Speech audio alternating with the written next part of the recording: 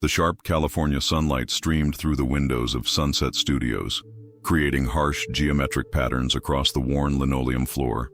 Adam Sandler moved through the back corridors with the practiced ease of someone who had spent decades navigating these spaces, though today he'd arrived earlier than usual, seeking quiet before the day's script reading began. His latest project, a comedy with unexpected dramatic undertones, had been consuming his thoughts, demanding a mental clarity that the bustling production office rarely allowed. The rhythmic squeak of a mop against tile drew his attention. Down the corridor, partially obscured by shadow, an elderly man worked methodically, his movements deliberate but efficient. Something about the janitor's posture, a subtle dignity in his labor, made Adam pause.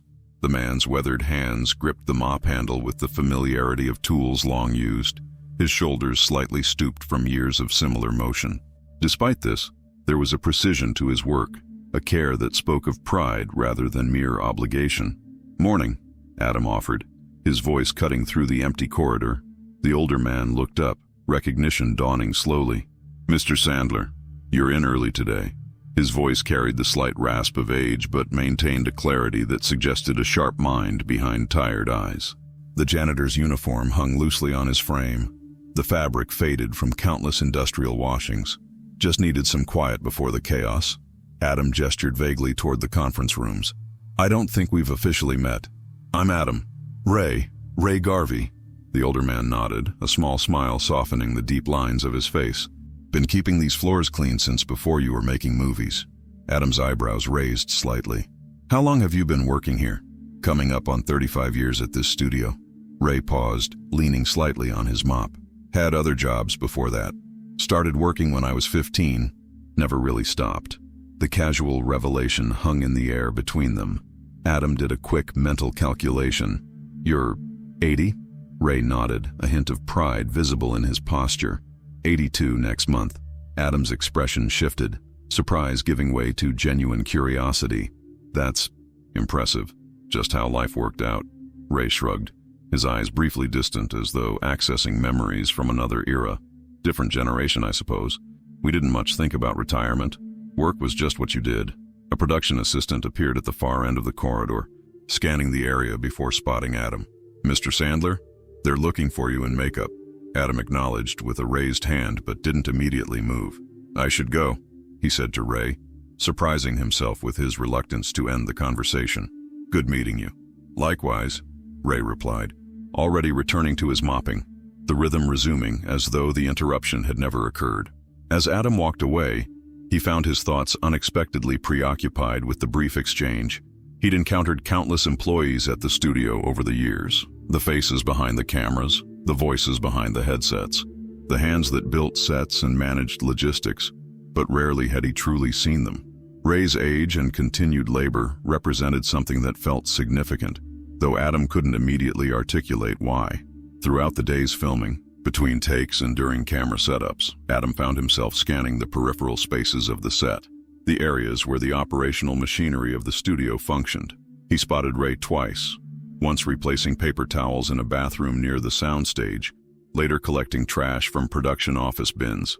Each time, the older man worked with the same quiet efficiency invisible to most of the bustling creative personnel around him. That evening, as Adam reviewed the day's footage in his trailer, a knock on the door preceded the entrance of Greg Saunders, the studio executive overseeing the production. "Great work today," Greg offered, settling into a chair without invitation. "The chemistry between you and Jennifer is really working on screen." "Thanks," Adam replied, his attention only partially engaged. "Hey Greg, what do you know about the janitor?" "Older guy, been here forever. Ray something." Greg's expression registered momentary confusion. "Garvey? Ray Garvey?" When Adam nodded, Greg shrugged. "Not much. Part of the maintenance staff. Reliable from what I've heard." "Why?" "Just curious. He mentioned he's been working here for 35 years. Wouldn't surprise me. Some of these guys have been around since the studio opened." Greg's tone suggested the topic held little interest. "Listen, about tomorrow's schedule." As Greg launched into production details, Adam found himself only half listening, his thoughts circling back to Ray Garvey. The brief morning encounter had created an invisible thread of connection that would pull him back to this exchange long after the day's scheduled events had faded from memory. There was something almost allegorical in the image of an 80-year-old man continuing to work with quiet dignity while younger generations sprinted past, barely registering his presence. The conversation might have ended there, a brief exchange between two men whose paths happened to cross in an empty corridor, but Adam had built a career on observing human nature, on finding the revealing details that made characters relatable and real. And in Ray Garvey, he sensed a story worth understanding, not for professional reasons, but for something more fundamentally human. 3 days passed before Adam found himself deliberately arriving early again, this time carrying 2 coffee cups from the artisanal cafe that had recently opened near the studio. The coffee, expensive and meticulously sourced, represented the kind of casual luxury that punctuated his daily existence without conscious thought. It wasn't until he was walking through the studio gates, the beverage warming his hand through the cardboard sleeve, that he considered how such a purchase might figure in Ray's economic reality. He found Ray in a similar corridor, this time replacing light bulbs in a fixture that required him to stretch upward, his balance steady despite his age. Adam paused, observing the careful precision with which the older man worked, the deliberate placement of feet on the small stepladder, the methodical testing of each bulb before installation. There was something almost meditative in the process, a complete absorption in the task that suggested dignity existed not in what work was done, but in how it was approached. "Thought you might want some coffee," Adam offered, extending one of the cups when Ray descended the ladder. Ray accepted with a nod of appreciation, his weathered hands accepting the cup with a momentary hesitation that suggested such offerings were unusual. "2 sugars? Black. Sorry, I didn't know how you take it. Black works just fine." Ray took a careful sip. "My wife used to say coffee's like life, better when you take it straight on, no sweetening to mask the bitter parts." The mention of Ray's wife, the past tense not lost on Adam, opened a door to conversation. They found an empty break room, its utilitarian design a stark contrast to the lavish production offices and talent spaces elsewhere in the building. The fluorescent lighting cast a harsh glow that emphasized the lines on Ray's face, maps of a journey through decades Adam could only imagine. Over the next 40 minutes, Adam listened more than he spoke, learning fragments of Ray's story. 56 years married to his high school sweetheart before cancer took her 3 years ago. 2 sons who lived on opposite coasts, one a teacher in Portland, the other an accountant in Boston. Grandchildren who called regularly but visited rarely. A modest home in Echo Park, purchased in the 70s for what now seemed an impossible sum in California's inflated real estate market. "Could have retired years ago," Ray admitted, turning his empty cup slowly between his fingers. "Social Security, modest pension from my union days. It's enough." "Then why?" Adam began. "Keep working?" Ray finished for him. "What would I do instead? Sit in my apartment watching game shows?" He shook his head. "Work gives shape to my days. Purpose. The young folks here, they see an old man pushing a broom. I see someone who still matters in the machinery of this place." There was no self-pity in his tone, no resentment of his position in the studio's hierarchy. Instead, Ray spoke with the clarity of someone who had long ago accepted the parameters of his existence and found contentment within them. It was a perspective that contrasted sharply with the constant striving, the perpetual dissatisfaction that Adam recognized in himself and most of his Hollywood peers. "Besides," Ray continued, "physical work keeps the body moving. Doctor says that's why my arthritis isn't worse. I don't give it a chance to settle in." "Do you ever think about doing something else?" Adam asked, genuinely curious. "With your experience, I mean." Ray's laugh carried the gentle rasping quality of age. "At 80? What am I going to do? Start a new career?" He shook his head. "I know every corner of this studio.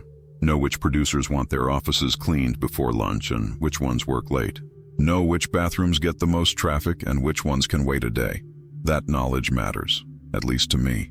Adam studied Ray, seeing beyond the janitor's uniform to the complex person wearing it, a man whose identity had become entwined with his labor, whose sense of worth remained connected to his ability to contribute. It wasn't simply about needing money, it was about needing meaning. The realization stirred something uncomfortable in Adam's consciousness, a recognition of privilege that usually remained comfortably unexamined. The studio's morning bustle was beginning around them, the day's production staff arriving in waves.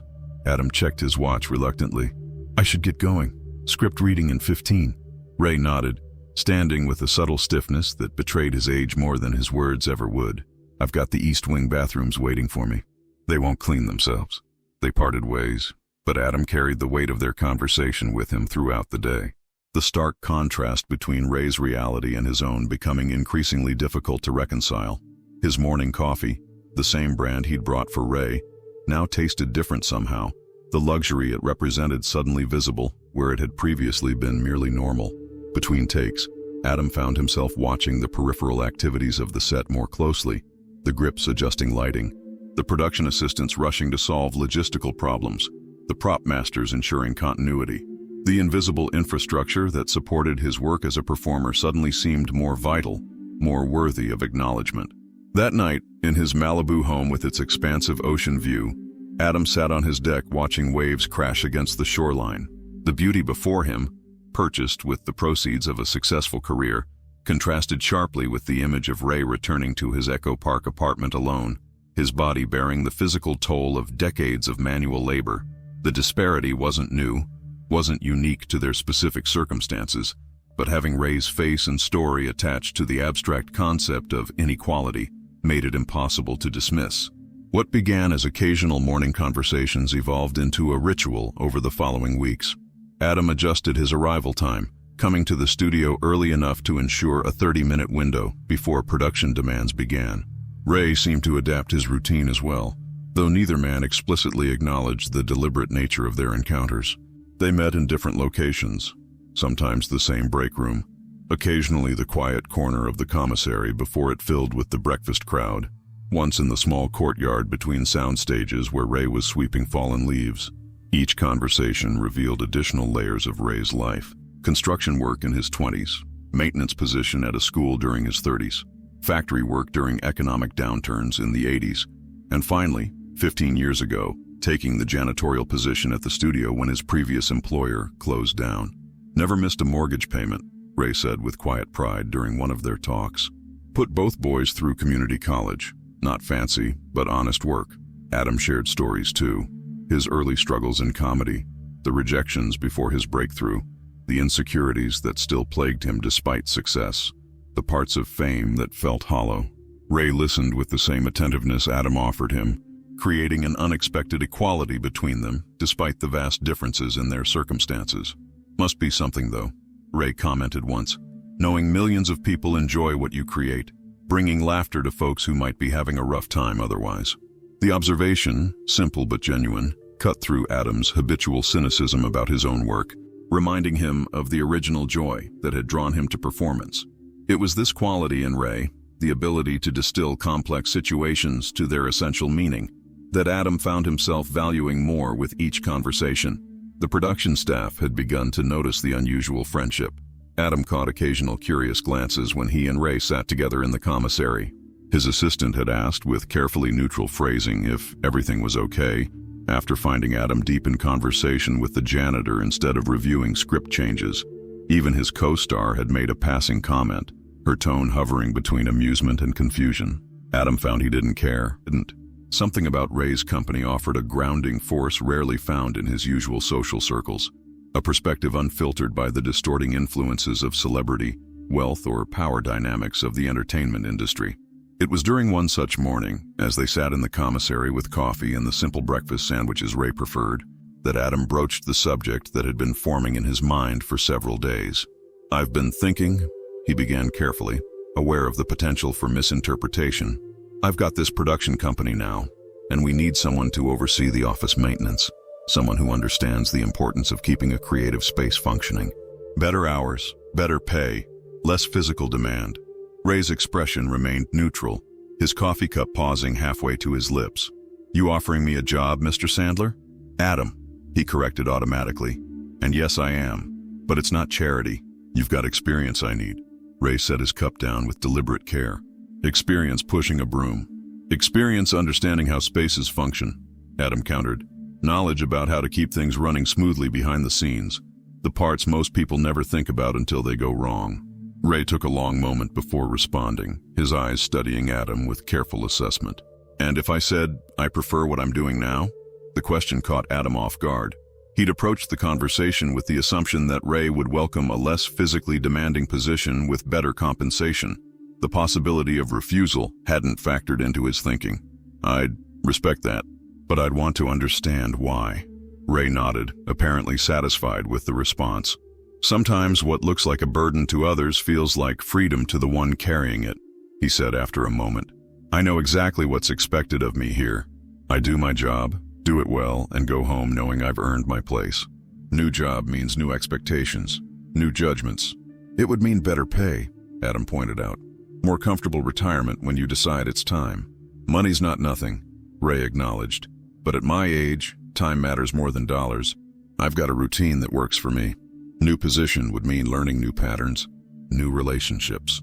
He paused, something vulnerable briefly visible behind his usual composure. Change gets harder as you get older. Comfort in the familiar. It's worth something too. Adam nodded slowly. I understand. The offer stands, whenever you want it. Ray studied him for a moment longer before a slight smile softened his features. Appreciate it, truly do. What Adam didn't say, couldn't articulate fully even to himself, was how deeply Ray's situation had affected him. Behind the casual offer lay a more complex reaction to the realities of aging, dignity, and the inequities of American working life that Ray embodied.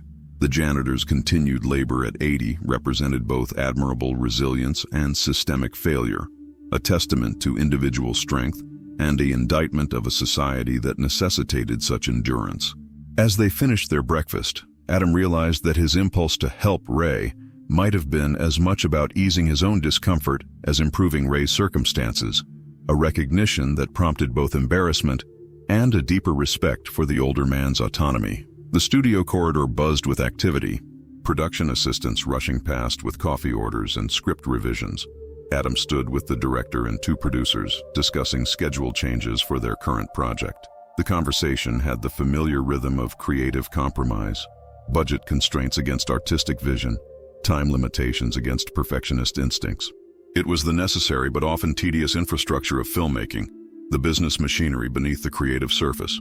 Mid-discussion, Adam spotted Ray across the hall, struggling slightly with a heavy garbage bin. The older man's face showed momentary strain, his movements more labored than usual as he maneuvered the unwieldy container toward the service corridor. Excuse me, Adam said abruptly, stepping away from the group without further explanation. He crossed to Ray, taking the other side of the bin without comment. Together they navigated to the service elevator, the weight managed between them. Neither spoke until they had deposited the bin in the larger collection area near the loading dock. Thanks, Ray said simply when they set it down. No problem. Adam hesitated before adding, Listen, I've been thinking about our conversations. Would you be open to something different? Not a job change, but sharing your story? Ray's eyebrows raised slightly. My story? I know some people. Documentary filmmakers, journalists. What you've shared with me, your work history, your perspective on aging, on finding meaning. It matters. It's important. Ray studied him with cautious interest. Why? Because we don't talk enough about people like you. Adam gestured vaguely, searching for the right words. We make movies about superheroes and billionaires, but rarely about the dignity of ordinary work across a lifetime. About what it means to keep going when society expects you to disappear. Ray's expression remained skeptical. People don't want to hear about old janitors, Mr. Sandler. Adam, he corrected again. And I think you're wrong. I think your perspective matters precisely because it's not commonly heard. There are millions of Americans working well past traditional retirement age, some by choice, many by necessity. Their experiences deserve acknowledgement. The conversation continued as they walked back toward the main studio building, Ray listening with measured consideration as Adam outlined possibilities. A documentary focused on older workers, a series of interviews that could become a book, speaking engagements that would value Ray's lifetime of experience. I'd have to think about it, Ray said finally as they reached the corridor where he needed to resume his rounds. Not sure I'm comfortable being in front of cameras. Of course. Take whatever time you need. Adam paused before adding, For what it's worth, I think you have wisdom worth sharing. The brief exchange might have remained a theoretical possibility, but the following week brought unexpected momentum.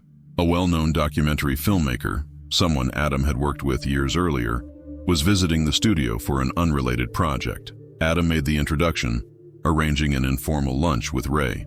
The filmmaker, Diane Chen, recognized immediately what Adam had sensed, that Ray's articulate reflections on work, aging, and purpose contained universal themes worth exploring. We've been developing a series on American workers, Diane explained over lunch in the commissary.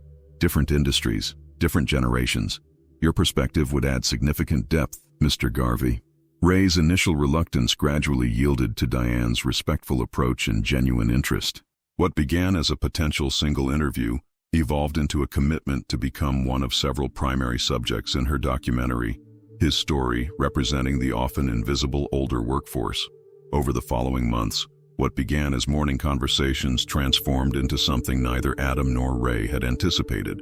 Ray, initially uncomfortable with cameras, revealed himself to be a natural storyteller on screen, his lack of pretense and authentic reflection creating compelling footage. His home in Echo Park, modest but meticulously maintained, became a secondary filming location where he shared family photographs and mementos that illustrated his life's journey. The documentary expanded to include other older workers, a 75-year-old cashier, an 84-year-old rural mail carrier, a 78-year-old hospital volunteer who had once been its chief of surgery. Together, their stories created a nuanced portrait of aging in America, challenging prevailing narratives about retirement, purpose, and the value of continued contribution. Adam's role evolved as well. What began as a personal interest became a professional commitment as he signed on as executive producer, leveraging his industry influence to secure distribution and publicity for the project. His production company provided additional funding when the initial budget proved insufficient, ensuring the documentary received the time and resources needed for quality completion. The film, titled Still Working, premiered at the Sundance Film Festival 10 months after Adam and Ray's first encounter in the studio corridor. Its reception exceeded expectations, with critics praising its honest portrayal of aging and work in contemporary America. Ray, attending his first film festival at 81, found himself unexpectedly comfortable in the spotlight, his natural dignity and straightforward communication style resonating with audiences during post-screening discussions. "Never expected to be on this side of the camera," Ray commented during the foundation's launch event, looking somewhat uncomfortable in a new suit that Adam's stylist had selected for him. "Regrets?" Adam asked. Ray shook his head, watching as attendees networked across the elegant reception space. "No regrets, just surprised. All those years pushing a mop, I never thought people would care about what I had to say. That was our mistake," Adam replied. "Not yours." The documentary's success led to a foundation that Adam established, creating flexible employment opportunities for seniors who wanted or needed to remain working. Ray served as an advisor, his practical wisdom shaping programs that emphasized dignity and meaningful contribution rather than charity. What began as personal outreach evolved into systemic advocacy, addressing not just individual circumstances, but the broader social structures that determined value and opportunity across age demographics. At the Foundation's formal launch event, held in a converted downtown warehouse with carefully curated industrial chic aesthetics, Adam watched Ray navigate conversations with potential donors and corporate partners. There was something deeply satisfying in seeing the janitor, still employed at the studio, though now with reduced hours, commanding the attention of executives and philanthropists who would previously have passed him without notice. As they stood together near the event's conclusion, the unlikely friendship between them represented something neither had sought but both had needed. For Ray, recognition of his inherent value beyond his labor. For Adam, a perspective that grounded him and redirected his influence toward meaningful impact. "You've started something important here," Ray said, surveying the room where conversations about aging, work, and dignity continued despite the late hour. "We started it," Adam corrected. "None of this would exist without you." Their paths had crossed by chance, but the connection they formed and its ripple effects were matters of choice. Deliberate decisions to see beyond surface appearances to the complex humanity beneath, and to act on that recognition in ways that honored both men's dignity. As the event concluded and guests departed, Ray and Adam remained, their conversation continuing as it had months earlier in empty studio corridors. Two men from vastly different circumstances who had found unexpected common ground in mutual respect and shared purpose.